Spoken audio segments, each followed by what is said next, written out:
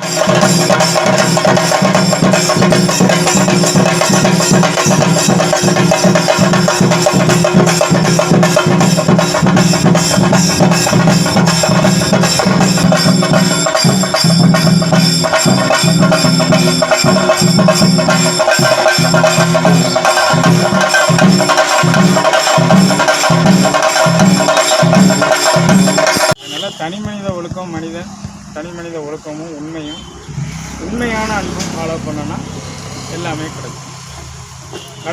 கடவுளும் நமக்கு அதை கொடுப்பாங்க. கடவுள் எல்லாம் கொடுத்துருக்காங்க. அந்த கொடுத்ததை உங்களுக்கு எப்படி எடுக்கணுங்கிற ஞாபகம் இருக்கணும். அதில் திறமையை பயன்படுத்தணும், உழைக்கணும். அது கஷ்டப்படுறோம் வைக்கணும்லாம் நினைக்கக்கூடாது. 6 மணி ஆச்சுன்னா இரவு 6 மணி வரைக்கும், சாயந்தரம் 6 மணி வரைக்கும் உழைக்கணும். அதுதான் டைம்.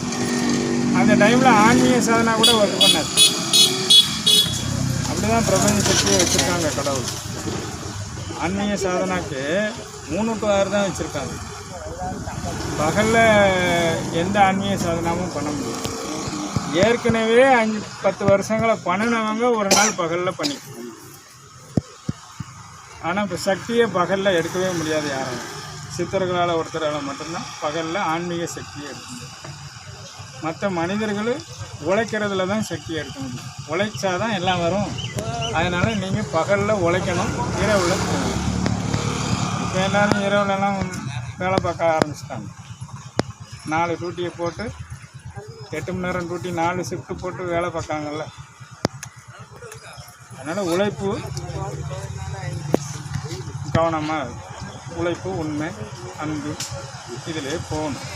சும்மா நம்ம எப்போ பார்த்தாலும் குடும்பத்தில் பிரச்சனைன்னு சொல்லிக்கிட்டே இருக்கக்கூடாது. இதுக்கு யாராவது முடிவு தருவாங்களான்னு, யார் தருவாங்கன்னு யோசிக்கணும். அதனால தான் சித்தர்கள் யார் கண்ணிலையும் படம் விட்டாங்க. ஏன்னா நான்லாம் பார்த்தீங்கன்னா இந்த கோயில் வேலைக்காக முடியெல்லாம் எடுத்துகிட்டு போய் வேலையெல்லாம் முடிச்சது.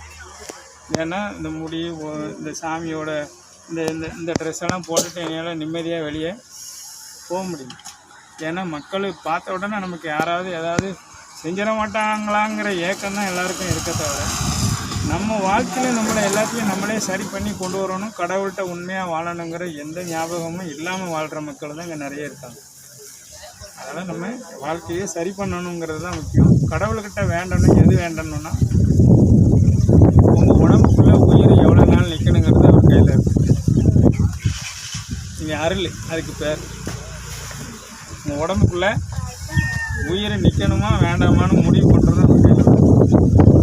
அதனால் வேண்டும்னா என்ன வேணும், நான் என்ன நினைக்கிறேன்னா என்னோடய ஆசையை நிறைவேற்றுற வரைக்கும் அந்த உடம்புக்குள்ளே உயிர் மட்டும் கொடுத்தா போதும். இப்படி வேண்டி தெரியும், இப்படி வேண்டி கற்றுக்கணும். நான் என்னெல்லாம் செய்யணும்னு நினைக்கணும், அதை முடிக்கிற வரைக்கும் என் உடம்புலேருந்து உயிரை மட்டும் எடுத்துடாது. அந்த விஷயத்துக்கு வேண்டணும். அவனுடைய அருள் நமக்கு கிடச்சிதான். உயிர் இருந்தால் தானே நம்ம உடம்புல இருக்கோம், இன்னும் எல்லாத்தையும் பார்ப்போம். உயிர் இல்லைன்னா எல்லாம் முடிக்கும், உடம்பு செத்து போகும்.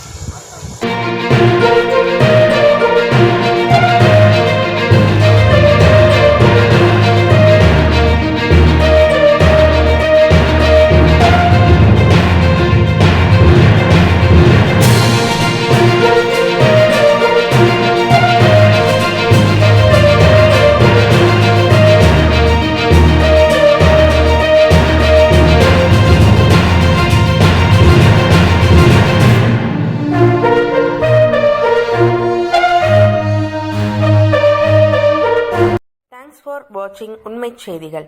நெல்லை செய்திகளை உடனுக்குடன் தெரிந்து கொள்ள சேனலை சப்ஸ்கிரைப் பண்ணுங்க, லைக் பண்ணுங்க, ஷேர் பண்ணுங்க.